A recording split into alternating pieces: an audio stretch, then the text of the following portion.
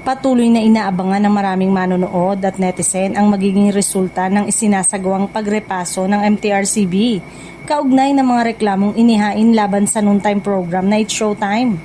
Ayon sa mga lumalabas na ulat, inaasahang magkakaroon ng pagpupulong kung saan maaaring talakayin ang naging reklamo at posibleng maging hakbang ng ahensya hinggil sa programa. Isa sa mga pinag-uusapang usapin ay ang ilang segment ng umani ng batiko sa social media.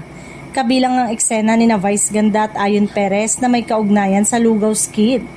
Bukod dito, naging sentro rin ng kontrobersya ang isang biro sa isang miyembro ng Baby Dolls Group na nireklamo ng ilang netizen bilang umano'y may bahid ng panlalait sa kulay ng balat. Dahil dito, marami ang naghihintay kung ano ang magiging pasya ng MTRCB. Muling nabuhay ang alaala ng publiko ang naging 12-day suspension ng It's Showtime noong nakaraang taon. Kaugnay ng kontrobersyal na eksena ni na Vice Ganda at Ayon Perez. Dahil sa kasaysayang ito, hindi maiwasang ikumpara ng ilan ang kasalukuyang sitwasyon at magtanong kung posible bang maulit ang parehong kaparusahan.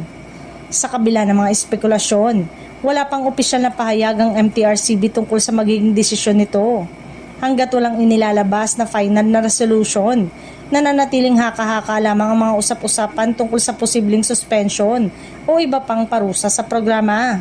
Samantala, patuloy namang umaasa ang mga taga-suporta ng It's Showtime na mabibigyan ng pagkakataon ng programa na maipaliwanag ang panig nito.